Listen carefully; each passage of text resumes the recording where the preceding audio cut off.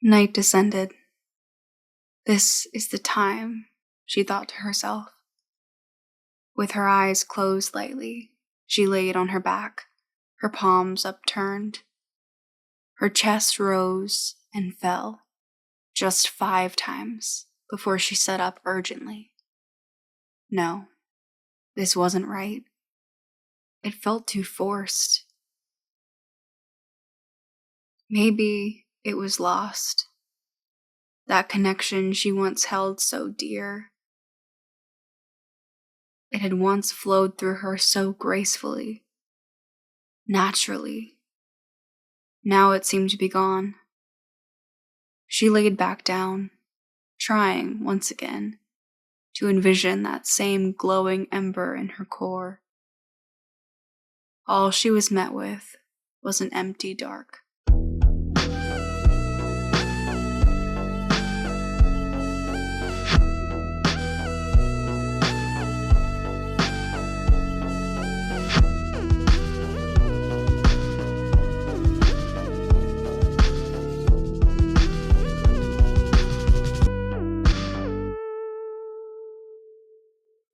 Welcome to Mirrors, a collection of horrors, history, and hauntings. I'm your host, Gabby, and tonight I'm staying alone in the most haunted room of the most haunted hotel, in what I would argue is one of the most haunted places in the world. How's that for an intro? Join me for a night at the infamous Farnsworth House in Gettysburg, Pennsylvania. Before we jump into the episode, I wanted to take a moment to tell you about the Mirrors Patreon. You can subscribe to access monthly bonus episodes, as well as a weekly movie club and exclusive content for my trips and investigations. Joining is totally optional, but it will be a fun space for us to connect and obsess over all things paranormal together. If you're interested, the link is in the show notes, or you can join at patreon.com/mirrorspod. Thank you all for your support, and now back to the Farnsworth House. The original house was built in 1810, with a more recognizable brick addition following in 1833, constructed by the first documented owner, John McFarlane. In 1852, the home was purchased by Harvey Sweeny, one of the town butchers. He was married to Catherine McAllister, and together they had 6 children, 4 boys and 2 girls. Harvey was described as having a short temper. The word abusive was even used in a letter from his son James to Catherine. This is likely the reason that in 1863, as soldiers made their way into Gettysburg, Catherine and their daughter Elizabeth were living elsewhere. 2 of his sons, James and Henry, had joined the Illinois military units at the beginning of the war, and Harvey was the only Sweeny left in the house at the time. Harvey didn't heed the warnings to leave town during battle, deciding instead to stay, alongside the Weichert family, who had been renting out part of the home, and another family who had left their home near the Gettysburg Seminary for what they thought would be a safer location. Like most residents who stayed in town during the battle, Harvey watched helplessly as a Southern soldier kicked open the door and overtook his home. He and the others were forced to the basement, where they would remain for the 3 days of battle. The attic was a Confederate stronghold, housing sharpshooters from Louisiana, Georgia, and Alabama. The soldiers were attracted to the building because of its height and strong foundation, which would be a safe and strategically smart spot. From the small window in the attic, sharpshooters had a direct line of vision towards Cemetery Hill, where the Union Army was positioned. This small nook in the attic is likely where the bullet that killed Jenny Wade originated. At just 20 years old, Jenny was the only civilian killed during the battle. We'll talk more about her in next week's episode. Following the battle, Union soldiers stormed the house and killed the remaining Confederates in the attic.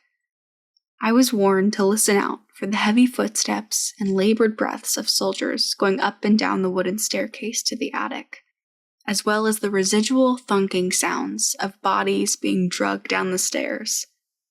Bloodstains are still visible in the attic, which also now houses a collection of artifacts, from bullets to bayonets and Civil War-era artwork, some of which likely have their own spiritual attachments.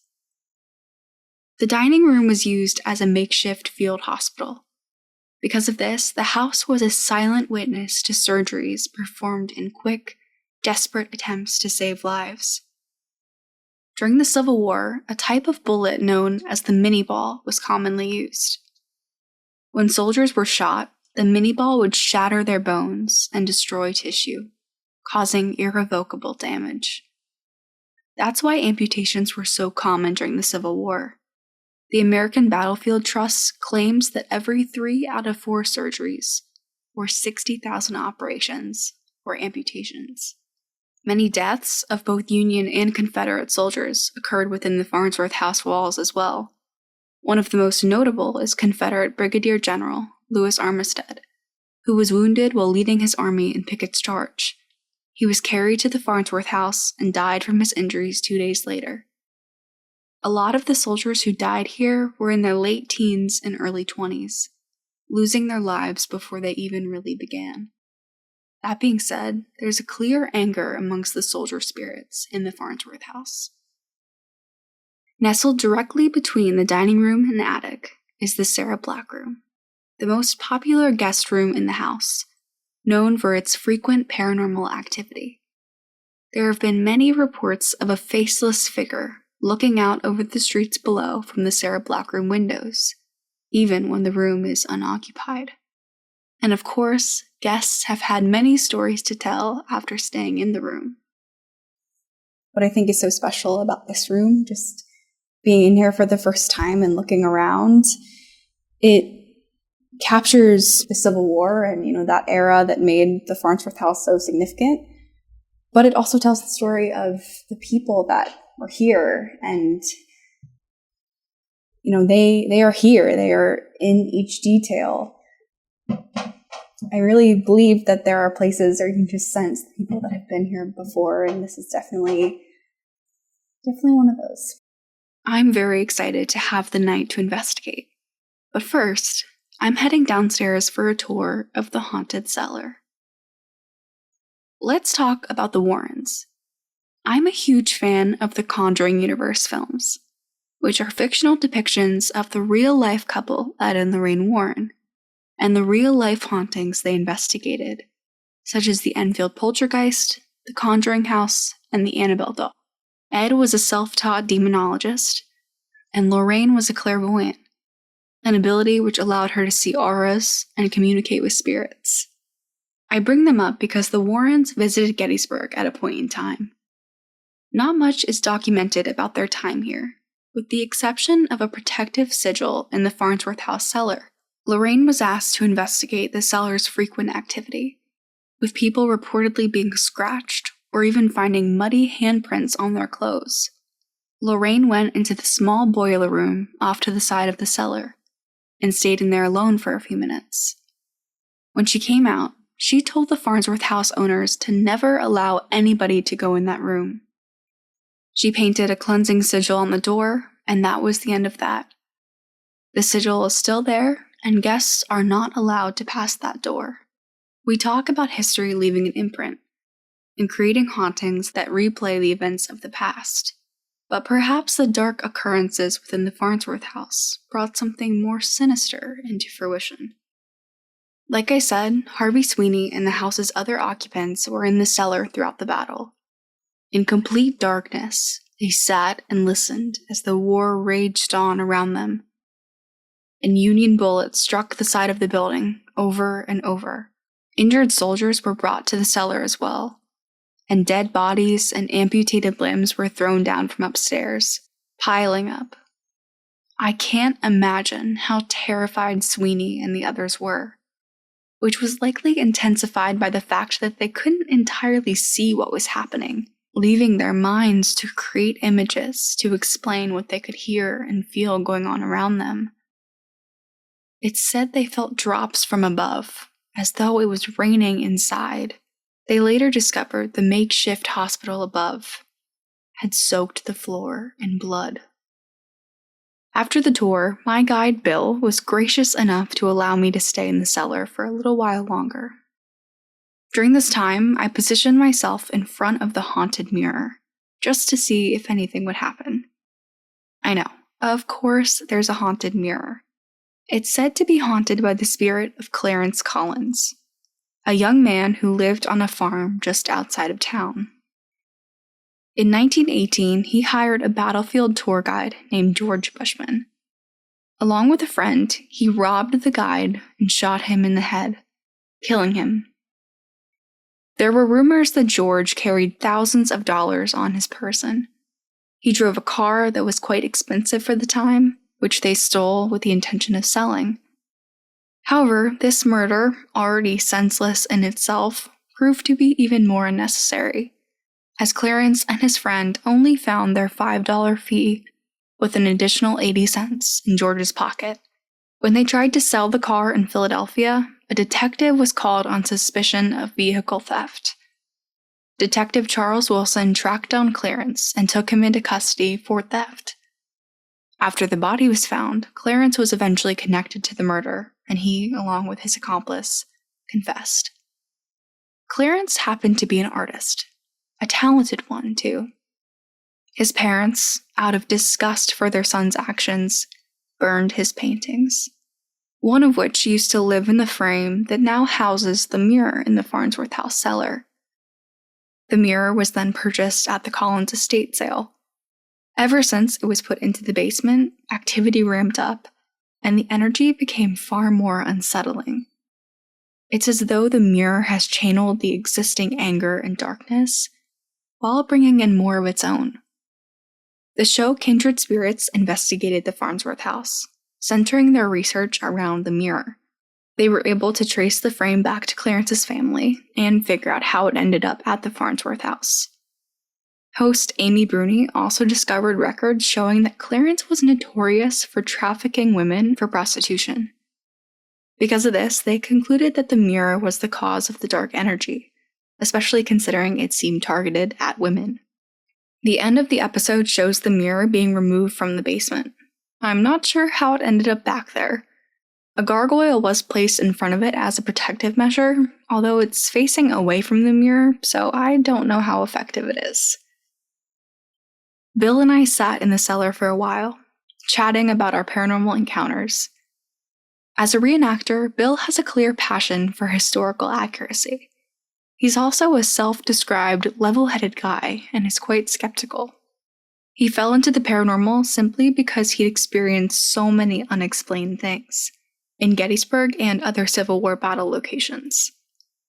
The 1993 film Gettysburg welcomed thousands of Civil War reenactors from across the country who volunteered their time to participate in the battle scenes. Bill was one of those reenactors. During his time working on the movie, he, along with his fellow reenactors, experienced something quite strange. See these stripes? They're black. Yeah. That's the provost. I was a provost marshal for the 2nd Battalion A and V. Wow. Yeah. And we would actually have to post guards and stuff like that. Why? Because we had a few thousand guys there and all that stuff. And they set a regiment out. Each regiment would go off for a couple hours, come back, another one would, for our own safety, you know. And we're sitting there, it's probably about 2, 3 o'clock in the morning. And I don't remember which regiment it was. Which regiment it was. 2, 3 in the morning. Bang, bang, bang, bang, bang, bang, bang, bang, bang. They're having a firefight in the woods. And I'm sitting there, I'm like, these stupid sons of bitches. You know, thinking a bunch of drunk rednecks is what I'm thinking, you know. We had walkies. All right, all the, all the provost guys, we had walkies for obvious reasons. I mean, you know, yeah, we're playing 1863, but you know, real safety. I get on the radio and I call the federal guy, you know, the guy on the federal side, my, you know, comrade, you know, well, colleague. What the hell are you doing? He wasn't answering. What the hell are you doing? Wasn't answering. They finally came off the tree line, came out of the woods, and I found their captain. I'm like, dude, you know, people are sleeping. You know, we got a busy day today. We got a busy day tomorrow. All this filming. He was like, the Federals came out and engaged us. We engaged them. I was like, really? He's like, yeah. And we had we knew what was going on. There was nothing on the schedule for Federals to come out or anything. So I was like, all right, go to bed. Next morning, I woke over there. It was like a little hill. It wasn't far from where Big Charge occurred, you know? I walk over there. The guy's name was Matt, you know? Like, what the hell are you doing? You know, what are you doing? He's like, I'm going to ask you the same thing. I'm like, dude, my guys engaged someone last night. You know, engaged their regiment. He's like, it wasn't one of ours. I'm like, what do you mean? He's like, we were all in bed cussing. We woke up, we were cussing you guys. They got a bunch of drunk rednecks up there. I'm like, are you kidding me? He's like, no. So, according to the captain of the regiment, they were up there. They saw Federals, and they saw their battle standards coming out of the woods, leveled, you know, and they engaged. Before leaving, I made sure to ask Bill if there's anything I should know before spending the night in the Sara Black Room. Sarah, I won't stay here. It's funny, Cindy, the woman that texted me, they told me, it's like, hey, you can stay in the house. Why are you going to pay? I'm like, I ain't staying in that spooky ass house. Oh, no. Hell no. Bill also said something I wholeheartedly agree with, yet something I didn't realize would be so relevant to my own experience in the house. I think when you're looking for it, that's not what happens. No. You get up at 3 o'clock in the morning to go use the restroom, blip. Yeah. You know, when you wake up in the morning to go get your coffee and you're half groggy, blip. You know, you're reading a book, looking at TV, whatever. You know, that's yeah, because pretty much every experience I've ever had, and I've had quite a few, I was never looking for it. I was never expecting it. Yeah. I was always kind of startled. The current owners, the Schultz family, gave the house the name the Farnsworth House in honor of Brigadier General Elon J. Farnsworth, who died in Pickett's charge alongside 65 of his men. The family claims that there are exactly 16 spirits haunting the house. I'll tell you about a few of the ghosts that I learned about during my time researching and investigating the house. Exploring the battlefield, I usually like to just take the approach of observation and tuning into my environment by being really present. That's because you truly never know what will happen or who you might encounter. Investigating the Sara Black Room, I wanted to focus more so on the use of equipment, in an attempt to connect with the known spirits present.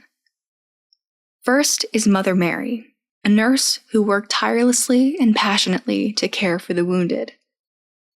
She's been seen in the attic, as well as the Sara Black Room, where many guests have felt her tuck them in at night. Some have even seen their mattress dip, like someone was sitting down on it. There's a cat, which people have felt brush against their legs throughout the house.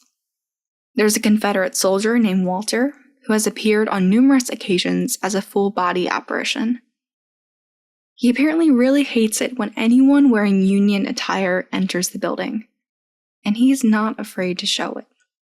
Then there's Jeremy. Jeremy is a little boy who was wounded by a horse-drawn carriage right outside the Farnsworth house.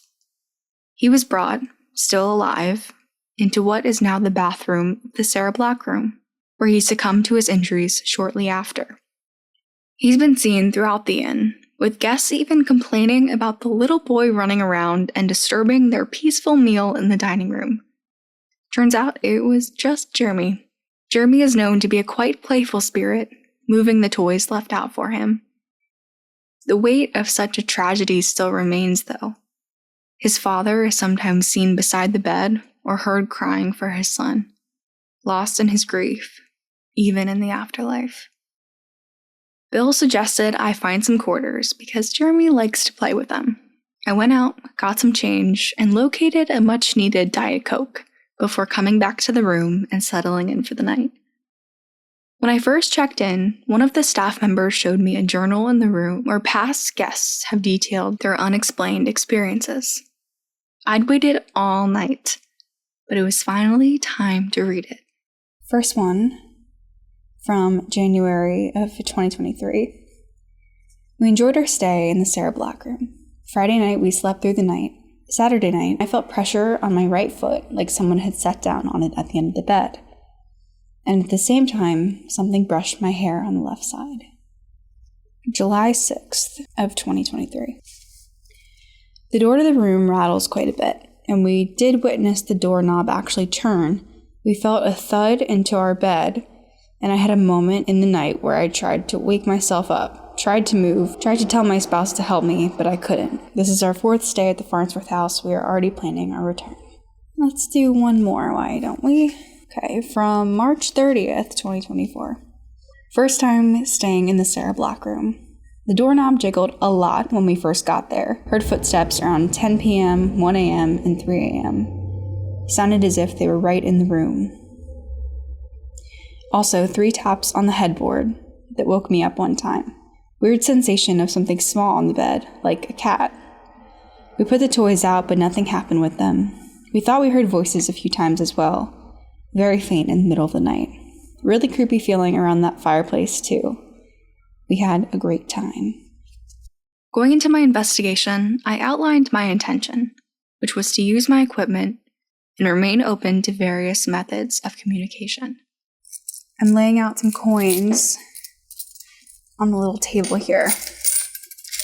Just laying them out flat, and it said that the young boy here named Jeremy will rearrange the coins or, move them in some way. So I'm going to take a picture of how they are now, and we will see if they are moved at all. I got out the stereotypical ghost hunter piece of equipment, the EMF detector, which I'm sure you've seen if you've watched any paranormal shows.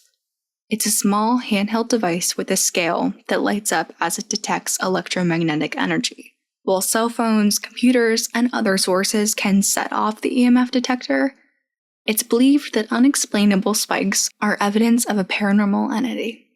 I'm also setting out the Boo Bear, which is a teddy bear that works like the EMF detector. So if it senses any changes in electromagnetic energy, it will light up.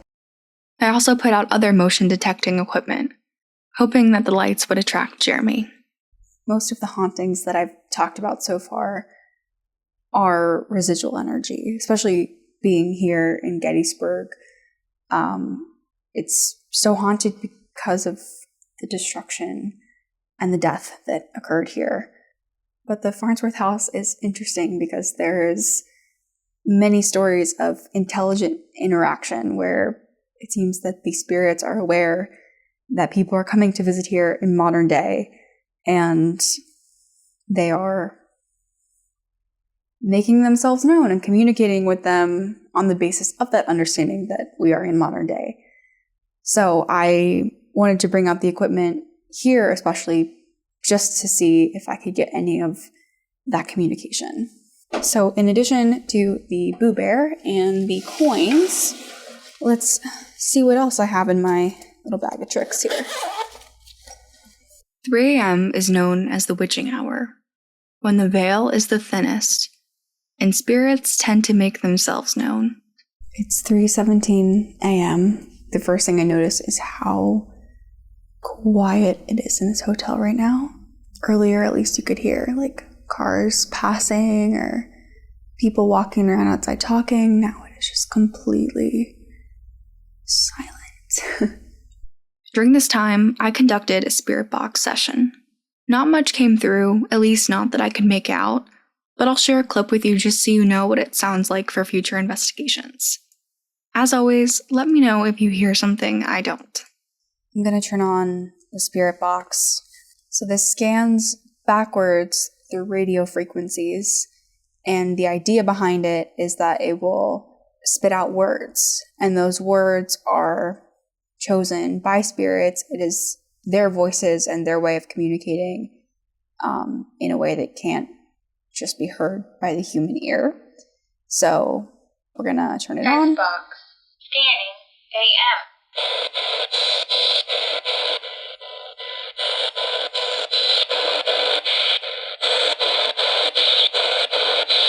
Is there anyone here that would like to speak with me?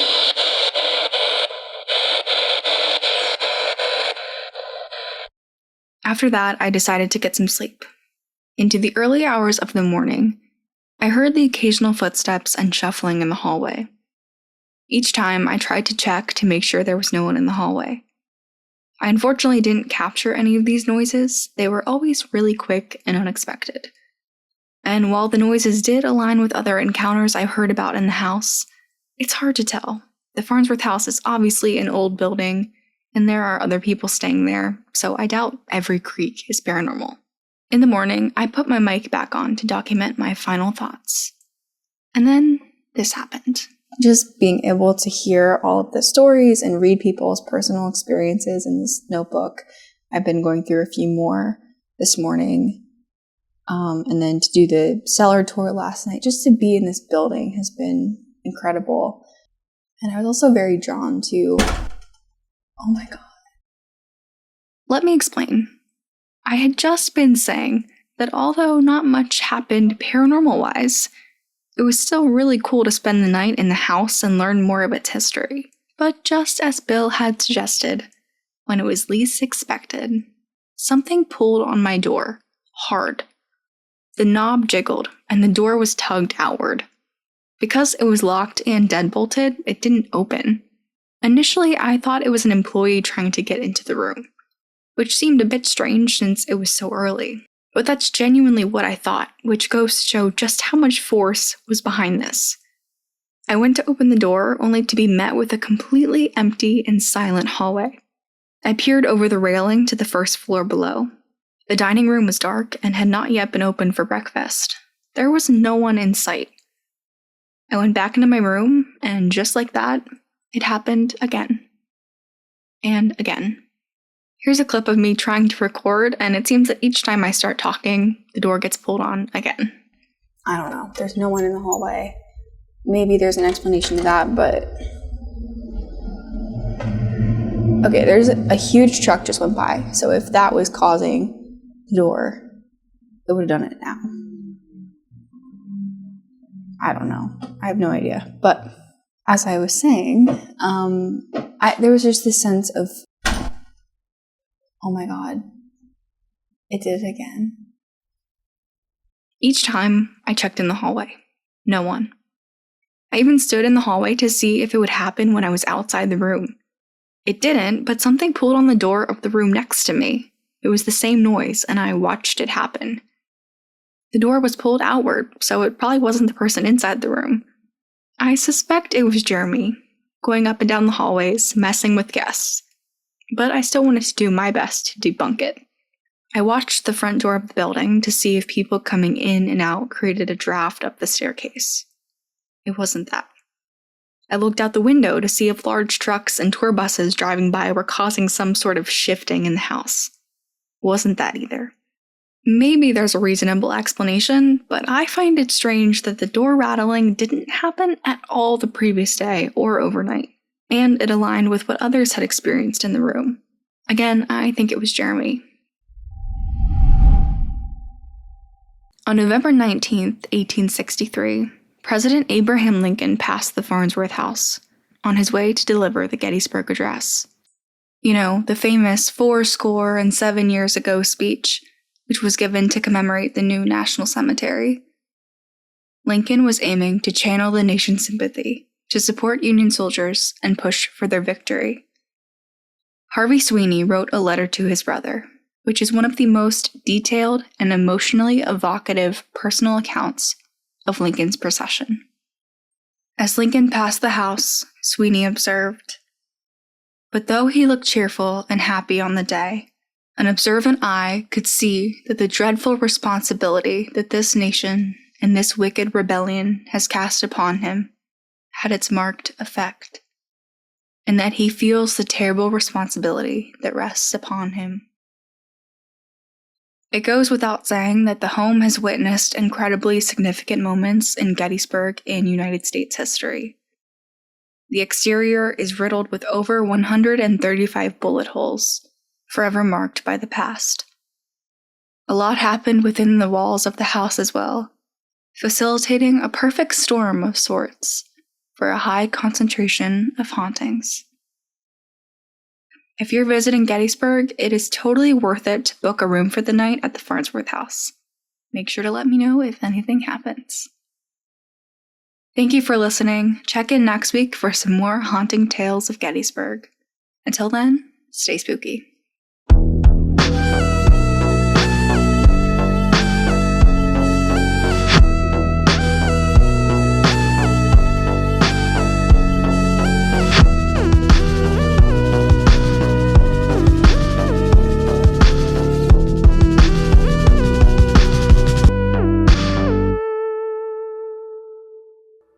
This has been Mirrors, Horrors, History, and Hauntings, produced and hosted by Gabby Frye.